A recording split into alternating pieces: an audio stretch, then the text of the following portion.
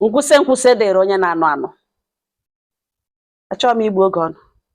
Anụ m otu nwanne nwa ya kpọọ m na fon sị m nwaanyị mba nnọọ m za. Ya sị m obi agbawala ya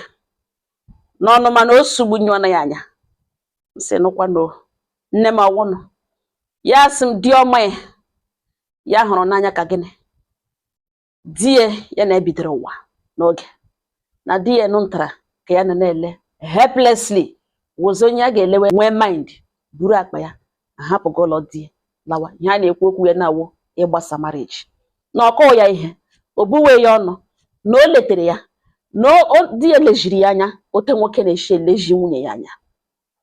na di ya guzoro oto chiga ya ụmụ okorobịa 4 ya mụrụ di ya 4 boys ya amụghị nwaanyị na ya hụrụ di ya n'anya too much mana obi agbawale. Ụmụnne m si nne m gwa m ihe ọwa ga-emekwata ihe ọwụ. Gwa m ihe ọwa ga-emekwata. Ya sị m nwaanyị mba nnọọ m za. Ya sị m na ya na di ya matara na nọ naanị 6 months kpọọ ya na di ya yiri ha alụọ bido chọwa ego chọtakwana ya wee ego na ha nọ ọfụma na enweghị anything enweghị ihe segere ha na kemgbe ya na di ya jiri menwe enyi ruo n'ọlụlụ na enwebeghị echi ejidere di ya na nwaanyị ọzọ enwebeghị echi etiri ya anya na ọ gbaghala ezi ka ya ga ebere otu a na ya anaghị enyocha ya ya anaghị eso ya anaghị abọda ya trọstgidere di ya dịka ndụ ya na otu ụfọdụ ụmụ nwaanyị na-eme ha na-agarị na fon di ha na-amịgharị na fon di ha na ya emebe ya mbụ ya enweghị taịm ahụ na ihe niile di ya mere mashịrị ya. Ya sị m na enwere biznes na-akpọ di ya aga Akwa Ibom na ọ na-awụ biznes ahụ taịm ya ruwe di ya ga ije ahụ na ọ na-anọcha like 1 week 2 weeks before na alọta na enwebeghị ya daụtụrụ di ya na ije ọ na-aga n'ọrụ ahụ ọ na-aga na Akwa Ibom enwebeghị ya pụtara taa daụtụ di ya ọ nwee echiche abụọ ọ nwee ụjọ ọ sị ka ya jụọ ya why na ihe dị otu ahụ adịbe throughout ya na ebe ọ megidere enyi 6 months lụọ mụọ ụmụ 4 ji hụ n'ọkọchị ya nwere biznes ya na-eme ụmụaka gawa skuul di ya gawakwanụ nke ya o ruo nke ikpeazụ ọ gara ya wa ọrụ. Nwaanyị mba nnọọ m za ọ sị ya lakpo nọrọ na nro ruo nro hụ di ya ka ọkọ agba rashis ndị ka ike ya shitere n'isi ya like this wurute n'ụkwụ ala. Mkpụrụ aka di ya emechaa memere di ya atagataga zụzụọ ntutu isi ya n'isi nọchi otu anya ya makpucha n'ime ihu ya akpụkpọ oshicha agbanya akpụkpọ oshicha ya dị haggard yiri tattered clothes. So gịnị dewere di ya n'ọnọdụ a ele mgbe ọrịa wara rute n'ụdị ya di ya nụrụ gashi aka shere oshishi o shekwere na oshishi ụmụaka ga-eji speed tụtụrụ ka di ya shere oshishi ya rịcha ka oshishi ahụ onyeghị ya arụ tọn wa were oshishi ahụ gawa ya nọkwa na nru ahụ na-ele di ya were oshishi nụtara ga ịkụ one woman nwere ahụ dị mpitimpi very pretty woman dị mpitimpi were oshishi ahụ ga ịpịa the woman were oshishi nụtara pịa the woman n'iwe ọ pịachikwere ihe ike n'ihi na onweghị strength azụ ọ dịra ya na-ahụ na di ya anyụzuola onwe ya shi ahụ shi ọbazuola onwe ya shi ahụ ya sị ya were aka gba n'isi so gịnị ka di ya rịaga ya sị ka ya gaa mana ihe ọ atụga ya nọrọ na-ele sị ka ya maragodo ihe ọ na-aga ime o were oshishi nụtara ga pịawa nwaanyị nụtara buru ibu ozugbo ọ na-apịa nwaanyị nụtara buru ibu ọtọmatikali nwaanyị anụtara ha ka ngịrị azụzụ ha kwa dịka ote di ya ka aha bịa ntụrụ daa n'ala nọrọ n'ala na-ewu ya anya ya sị Chineke nna mgbe aka ya ji werezi ọsọ were ije gakwuru di ya jụwa eso gịnị mege ya aka ya sị ka ya ekulite di ya enye ya sign si ya hapụ ya na ya na-emere ya aka like this nga aka ya nụrụ tete hit ede pilo isi ọwa abịa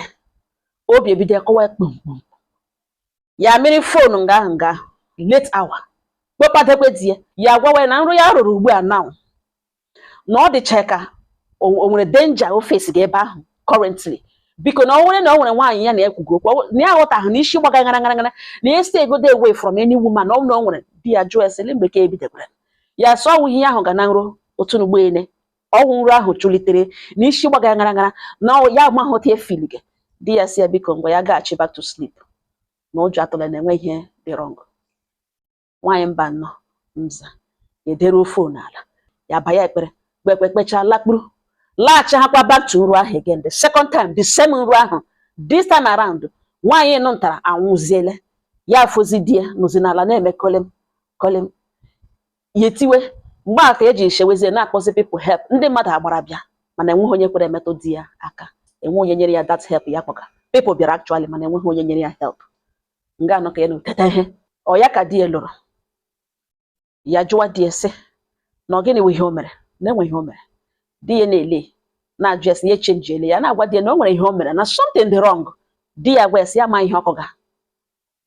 after some days ọ nọgideze jụwa esi ọsọ nrụ ngịnị ka ya rọdụrụ ya kọwara ya nrụ ahụ niile ya rọrọ kọchara ya na ọ gbahete Sunday that weekend o rute na Sunday di ya si ejikere ka ha gaa out nga aṅụrụta mmanya gwa di ya enweghị isi mmanya na ya ṅụọ mmanya now na ya ga-submit to him di ya si na ọwụ ihe ọjọọ yes na ha ga-aga ụlọ ọgwụ ga-enyocha onwe ha ahụ before anything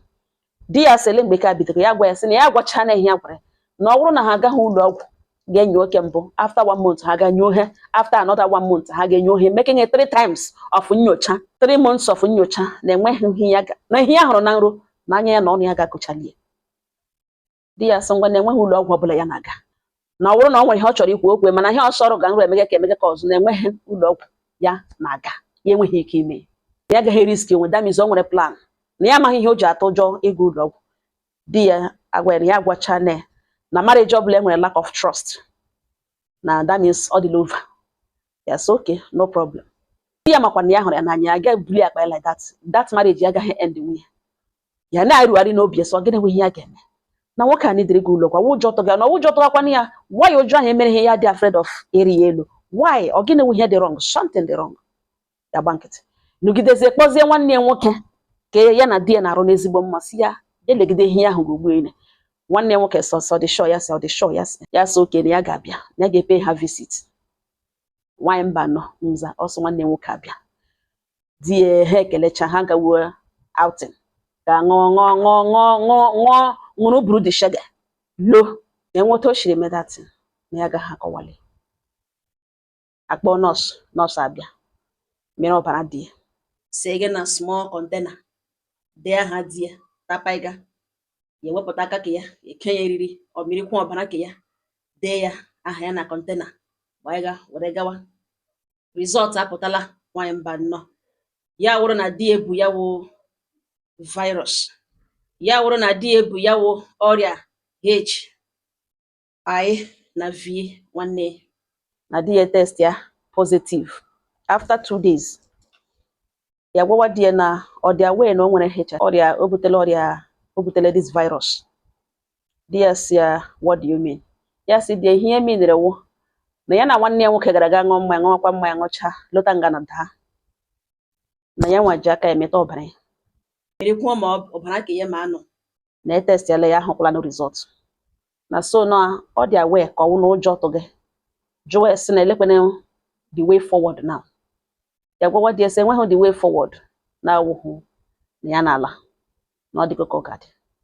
na for ya nwee sị na ọ gaghị aga that means ọ dị aware ọwụ ya na onye na onye bigiri ya destiny ya gwa ya eziokwu ka ya mara ebe ya kwụ na ebe ya na ihe ya na-eme di ya gwawa na ọ wee single mother na-ere fruit na Akwa Ibom na ya makwana hụ na o bu ya ọrịa agụ mgbe ụfọdụ ya dị lonely na ọ na-shade the woman ka ya na-aga ya rute fọrọ ya amaghị otenshiri meme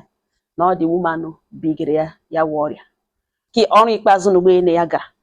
ka ya gaziri rutezie the woman enwe rashes all over her body dey down